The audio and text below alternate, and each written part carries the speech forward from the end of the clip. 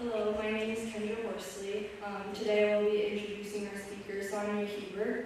Sonya Huber's books include the forthcoming anthology, Nothing Compares to You, the essay collection, Love and Industry, a Midwestern workbook, and the writing guide, Voice First, a writer's manifesto. She is also the author of the award-winning essay collection on chronic pain, Pain Woman Takes Your Keys, and other essays from a nervous system, as well as Supremely Tiny Acts, a memoir in a day, Opa Nobody, Cover Me, a health insurance memoir, and the Backwards Research Guide for Writers. Her work has appeared in the New York Times, Brevity, Creative Nonfiction, The Atlantic, The Guardian, and other outlets. She teaches at Fairfield University and in the Fairfield Low Residency MFA program. Please help me in welcoming Sonya Huber.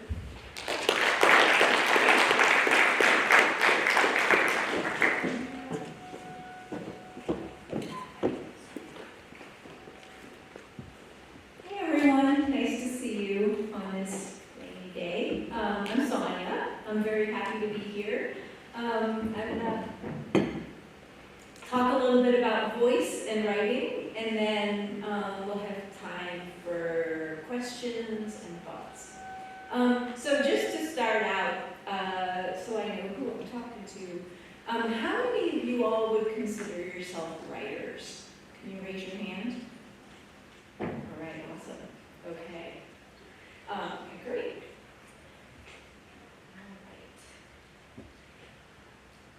All right. So whether you consider yourself a writer or not, how many of you have been told to find your voice? Again, hands. Okay, awesome. So a lot of the work that I've been, things I've been writing about maybe in the past, 10 years or more, have been because that question really, as a young writer, really confused me. So it sounded to me, when I was a younger writer, that I sort of got one choice, that, there was this real voice that was the good writing voice. And then there was all the other stuff happening in my head, and I felt a lot of pressure to choose the right voice. I also didn't understand where it was hidden. It sounded a little bit like a needle in the haystack situation, and I didn't even know where to look. So, corn, because I'm from Illinois. And if you drive maybe 15 minutes in any direction from where I grew up, there is nothing but corn.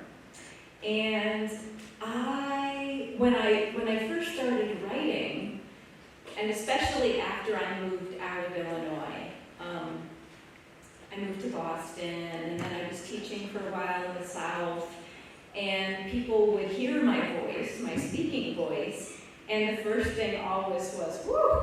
And then, it sounds like Chicago, kind of, but my voice is very marked as a certain section of the Midwest. And so I also, because of conversations that I had with people, I also began to think that the voice that I thought sounded like me was not an appropriate voice. I have a swearing problem. I will try to control it for the purposes of this presentation. But I also, when I would say things to friends on the East Coast, I would say, oh, I miss home. And I got comments in reply like, oh, I didn't actually know that there was anything to miss out there. And so I began to think about my writing voice, how other people might perceive my writing, the way that I sounded, and I began to think that the key really to finding my voice was to find some other identity that, would sound smart. So this is the last question I'll ask you. How many folks, when you start to write, feel that pressure of I need to either sound smart or I need to sound like a different person? Anybody? Okay. All right. I feel like this is a huge dilemma, and it got bigger and bigger the more I started to think about writing voice. What I found in my research is that voice really comes from who we are.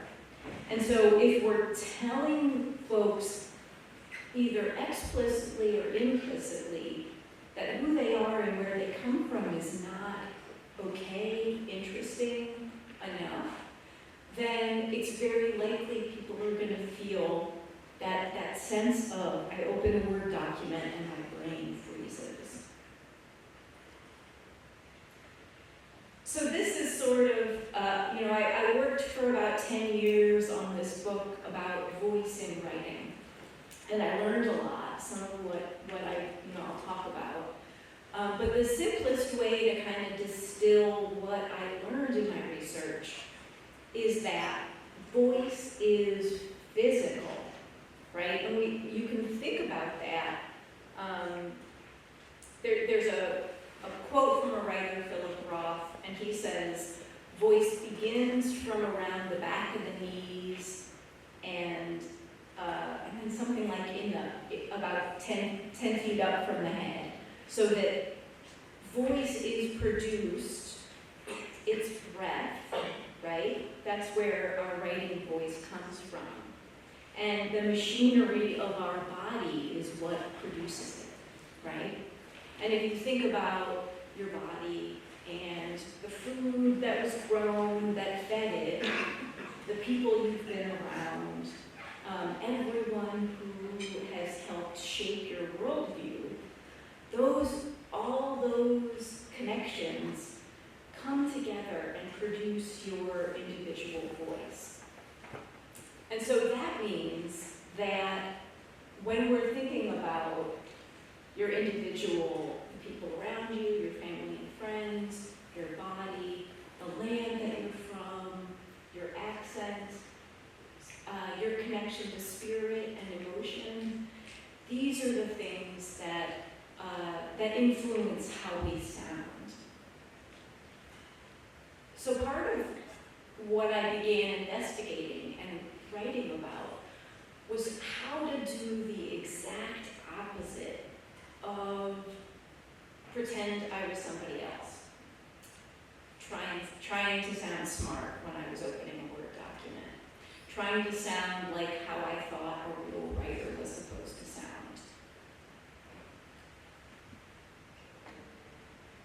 So the first time I really started to think consciously about this and be super surprised by this, after struggling to think about voice in my 20s and 30s and feeling like I just didn't get it, was when I was about 35.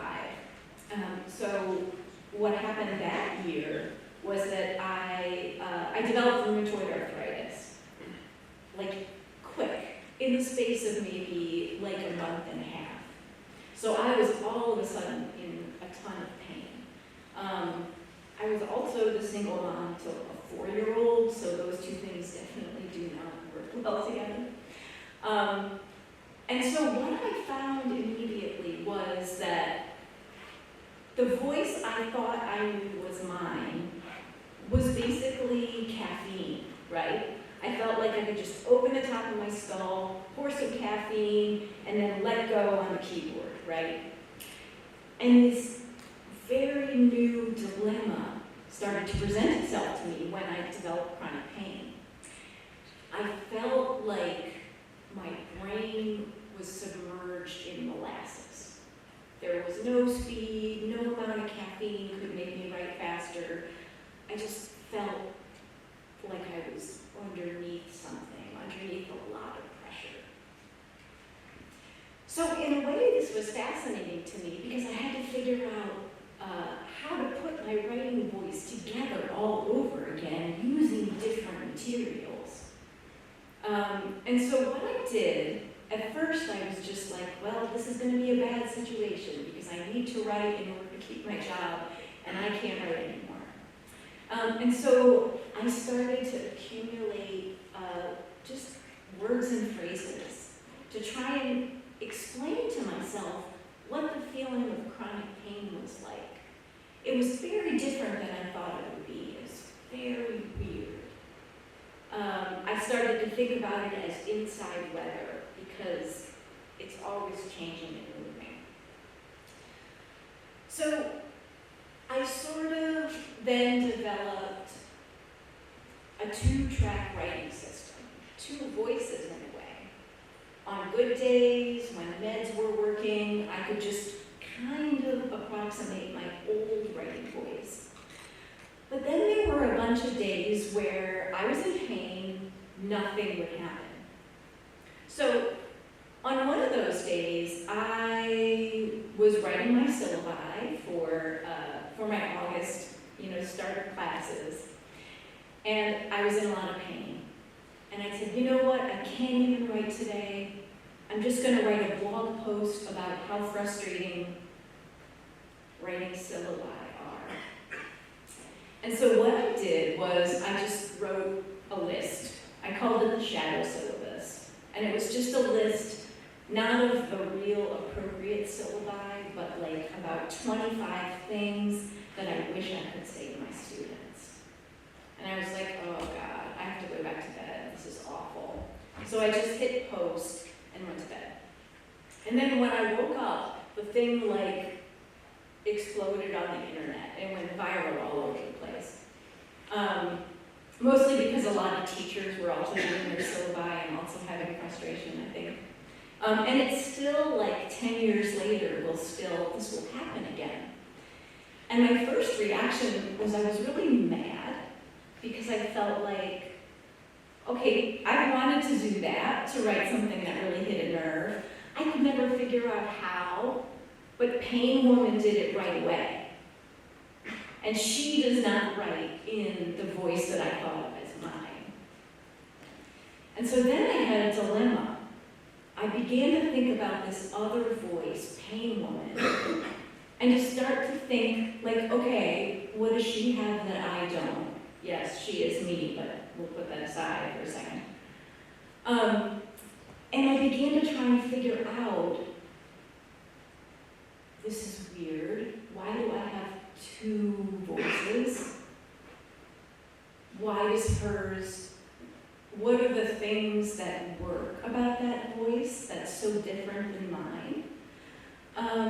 And is this okay? Is it okay that I have more than one writing voice? And it turns out that there are many, many, many voices that we could each have.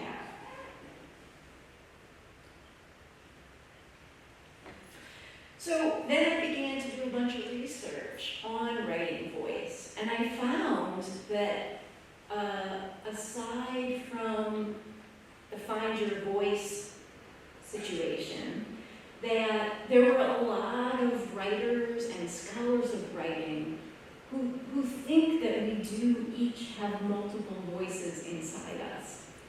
So Janet Burroway, who's a fiction writer, she had said, begin by knowing and exploring the fact that you already have a number of different voices. And I realized that might seem like difficult to work with if you don't feel comfortable even with a single writing voice, but it's going to give you more options, which I'll talk about in a second. Oh no. I feel like animated PowerPoint is very 2003, so I'm embarrassed. Okay, so another author, Matthew Solis, talks about how some of us get messages that some of our voices are especially worthy, and others get voices others get messages that our voices are not appropriate, okay, or impressive. So he says, to modulate breath means to think about the frequencies we've been taught to speak on, and to tune into how we transmit information, and what kind and to whom. So there were quotes like this that began to really make me think about what voice is in writing.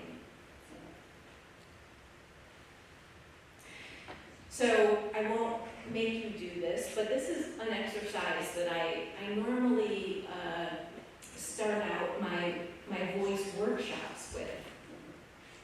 So I ask folks to make a list of the voices that you use every day. So I might have the voice that I talk to my dog with, which is different than the voice I talk to my boss with. There's a voice that I talk to my college-age son now on the phone, which is different than the voice when he was 8 and like climbing all over me. There's the voice I talk to my students. There's the voice I talk to my mom. So the reason for this is that once you start making this list and investigating, you begin to see, oh, we all speak in a number of different registers, right? And that means that gives us options in all kinds of expression.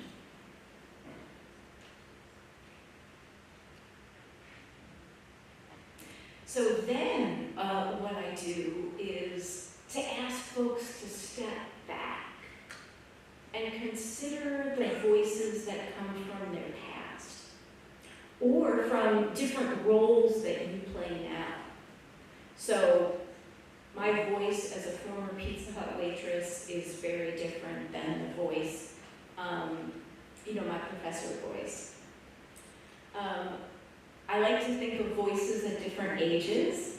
So you could think about your voice as an 8-year-old, informed by all the things that you were really excited about when you were 8.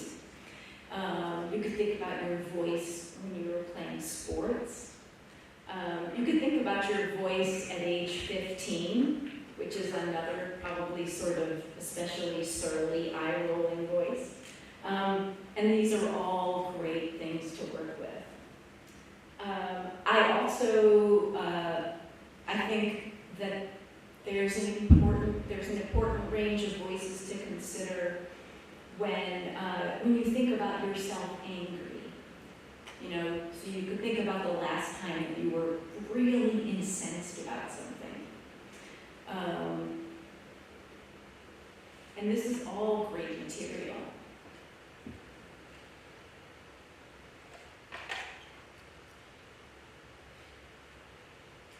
So I'm just going to read a short selection from one of my favorite essays. And you can see, so this is creative nonfiction. It's a woman who is an adult, but she's writing from her past perspective as a child. She writes, "Look at me. Look at me over here. Look and shake all you want. Shake your head all you want. At my uneven bangs, these broken down shoes, my mama, all us kids, and all our belongings shoved into just one car. Whisper and sigh all you want, because I have something better than good clothes and a permanent address. I've got my thumb. My right thumb, to be precise, the soft pink underside of its arch. Forget that the nail on the thumb grows smooth and flat as the inside of a seashell on account of all that sighing." And then she goes on. So that is an amazing voice because it's got authority, it's got a little bit of spunk and sassiness. She doesn't care who is judging her, right? And so this is also something that I began to experiment with. I wrote a memoir about a difficult period in my life, and it sounded very sad and depressed. And so that's not a good reading experience for anybody, just sort of like a low ceiling of gray. So I rewrote it as if it was being told by my 8-year-old voice, and I would advise no one to do this. But it was yet another experiment in using all these different voices to narrate moonlight.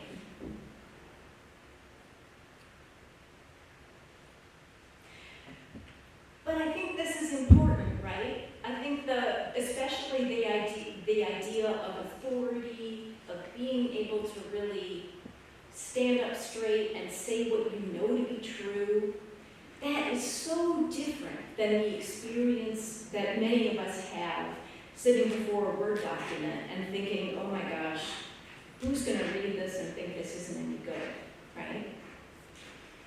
And so one of the things that I do often with students is to try and help them locate moments where they felt maximum authority in their lives.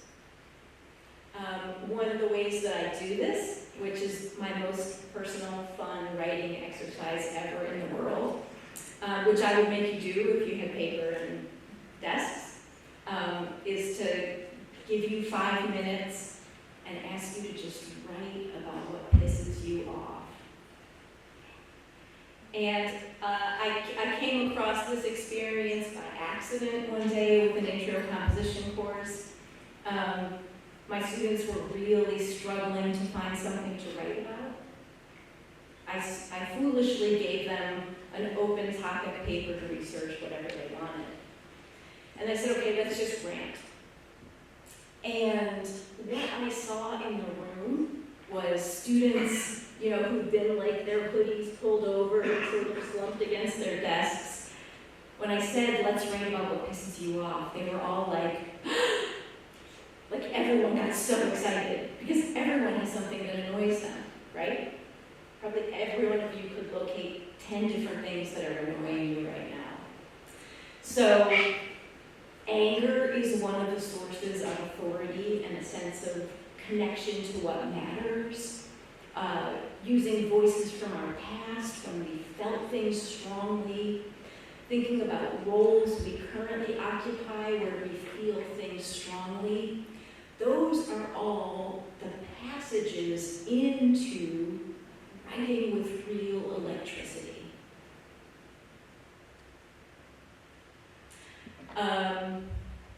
There are many important people who have talked about voice. One of them is this dude, Bakhtin, who is a Russian.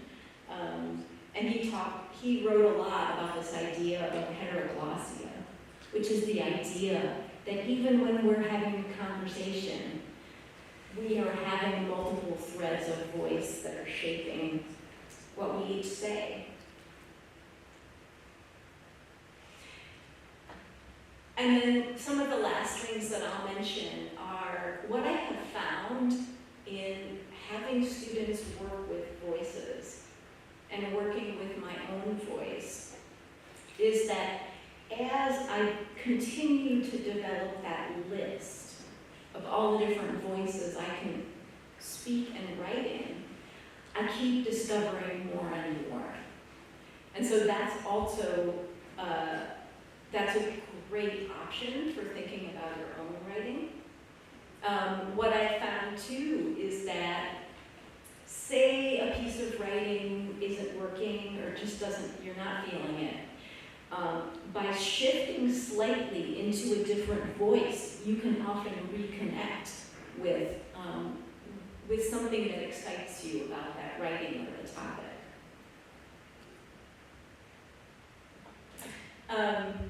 And one of the most important writer composition folks, the guy's name is Peter Elbow. And he's written about composition from the 70s into very recently. He just passed away recently, but he was a real guiding light for me. So he writes, when I use the voice or voices I experience as mine, for exploratory and private and early draft writing, and try them out on myself and others, listening to them and appreciating them, then these voices tend to get richer and develop. So one of the voices that I started to use after really thinking about this was, I call her AC punk rock girl because of the rural influences and the punk rock influences that intersected in my life in the 80s. And so I think what Elbow is saying here is that we can write the way we want. We can write and sound however we want to in the voices that really represent us. Even if it's for something like a paper. And then later you can work on polishing it up so that it meets a certain format. But part of what Elbow is saying is that that early draft writing and that discovery should be in voices that feel like ours.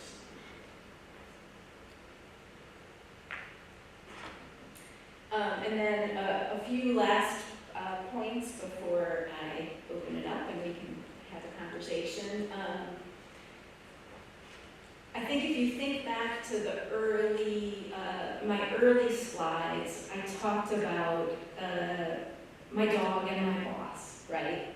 And how those two voices are elicited based on who I'm speaking to. And so one of the beautiful things about voice is that it's always formed in conversation, right? Our voice is going to be really different depending on who we're talking to. So there's a writer, a nonfiction writer, who I really love, named John McPhee. He's written a bunch of stuff. He tends to write on what would seem to be, very outdoorsy, manly topics. He's written about barges and cattle branding and rivers and Alaska and all kinds of stuff. But in an interview, someone asked him, like, how does your writing, which is so beautiful, why does it sound the way it does? Why is it so engaging? Even if someone totally can't connect to the topic. And he said that he starts every book and every article in his head with the phrase, "Dear Mother." And it's that intimacy, like sort of, if you have a good relationship with your mom, or someone who you have a good relationship with, if you think about speaking and writing to someone who is so excited by everything you have to say, then you're going to feel loose, you're going to feel connected, you're not going to worry about a negative reaction. And so for him, "Dear Mother" is the beginning that just makes him want to share what he's learned. And it draws forth sort of a river of voice for him. And so that's another thing, another little trick that I think might be interesting for those of you who are considering writing or going on in writing, is when you're stuck, to think about, can I write this as a letter? And then just take off the opening phrase at the end.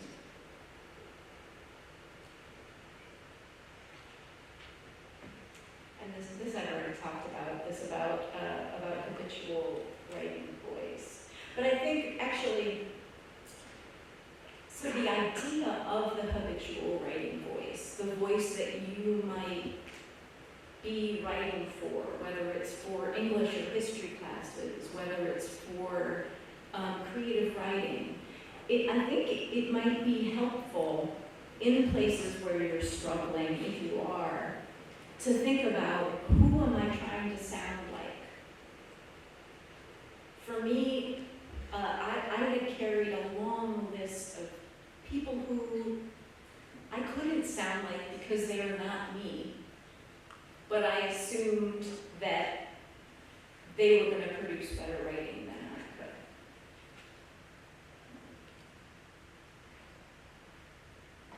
So these are some of the last strategies that I'll offer. I like to encourage writers to try and use an unusual voice to narrate something. And to switch voices if you're feeling a little jammed up.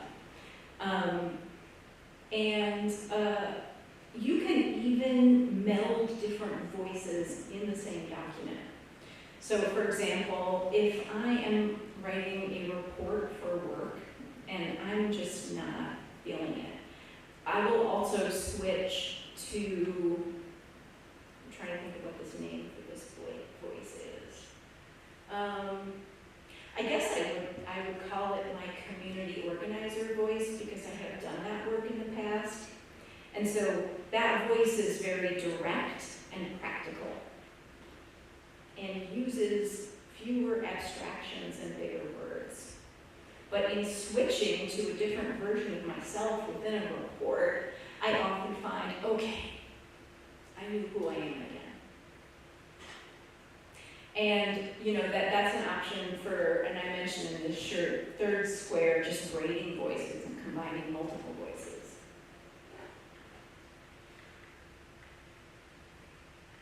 And then I'll just mention as I close one of the weirdest and most delightful voice experiments that I've tried whenever I've gone speaking about voice. When I first started, knowing that I had to write about voice, I hosted like a weekend writing workshop with a bunch of writers who signed up. And I started with writing the body and voice from the body because that's where it comes from. And so I was just sort of winging it. And I said, okay, let's try and write from the perspective of one of your internal organs. And I'd just like you to see what advice it gives you. And people were very doubtful, and I was very doubtful. But then it turns out, like your spleen and your kidneys, like they have amazing things to say, they know what they want to say. So that's just an extreme form of thinking about all the different insights that you have within you that can be sources of authority and wisdom, and that sometimes it's just a matter of shifting slightly to give yourself permission to be yourself on the page. So that's a little bit of my voice overview. I'm happy to take questions or to see if anybody has any thoughts.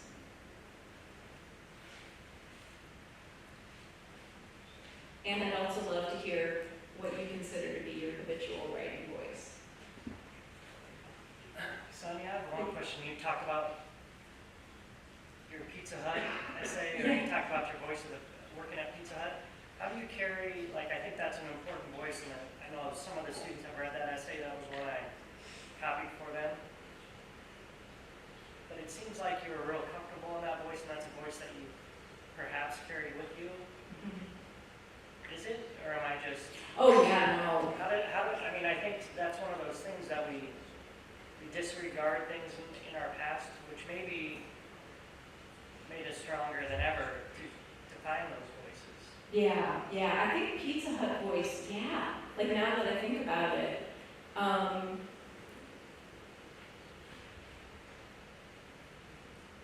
that's a voice that's very,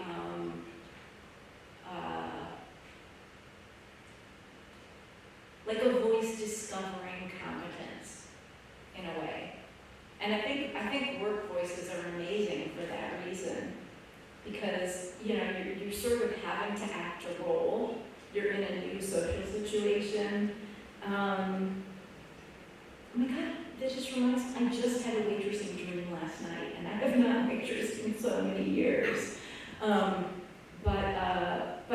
yeah, I feel like anytime, I feel like work is a huge influence on our voices.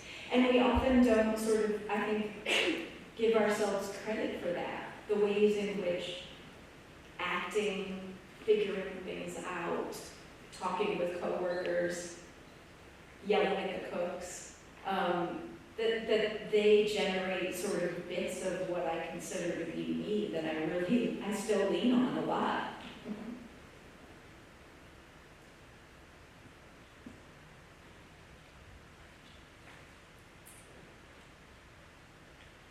Let's see. I could just call on one of you and ask if you would tell me one of your favorite voices. What are you doing? What are some of the projects you're doing now? You've done such an eclectic mix of different things. So one of the weird things that I started working on just recently was a memoir exploration about the brain and the word if. This is sort of a big interest of mine in nonfiction, which I guess brings me to a question that I will try out on you guys. I'd like you just for a second to think about the percentage of time that you are in reality, like in the nonfiction present moment, as opposed to, oh my God, I coulda, shoulda, woulda done that, or I'm gonna do A, B, and C, so past and the future, okay? What percentage of time are you just in the present moment? All right, does anyone think it's as high as 90%? Raise your hand if you think it's 90. What about 80-ish? 70? 50? Who thinks it's 50? Okay.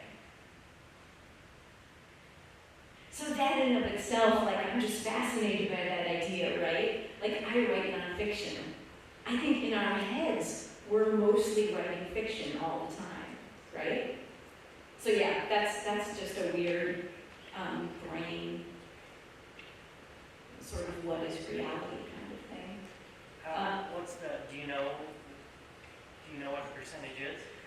Oh, it's 47%, according to some study that someone did at Harvard. Which is crazy if you think about it, right? Like the amount of time that we're actually somewhat clued into the present, that blows my mind.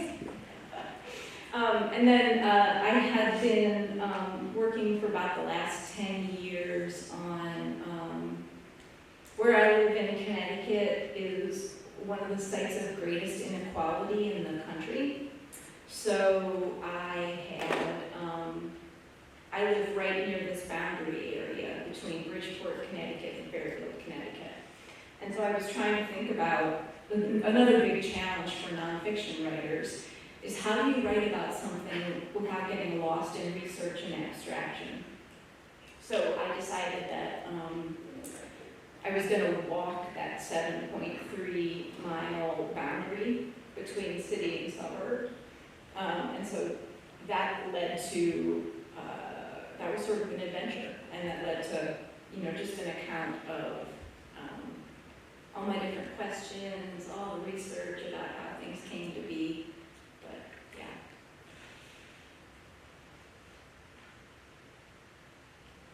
Other general questions about writing?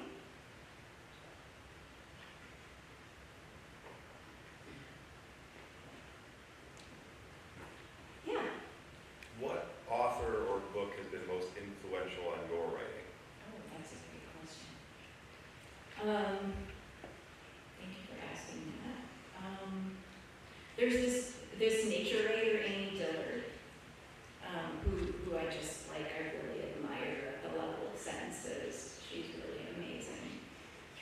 And then George Orwell, who most of you might know through like books like Animal Farm in 1984, but I just love his nonfiction in particular. Other questions? Yeah. You talked about writing with voices having authority. And maybe I'm just an old man who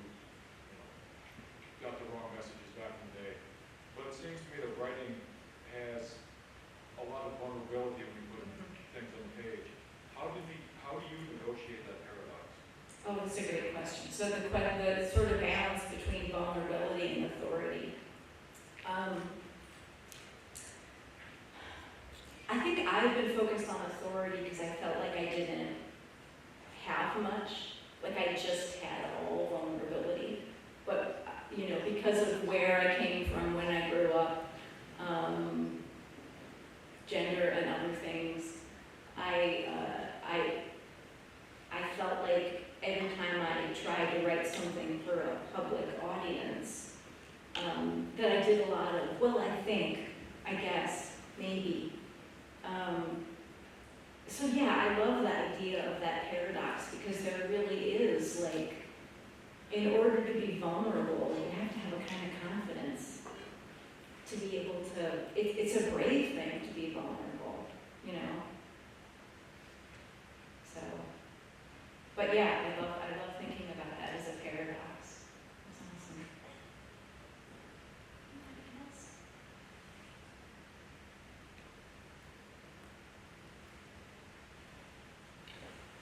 I have a sign-up sheet for my class up here. Let's give Sonya a round of applause. Thank you.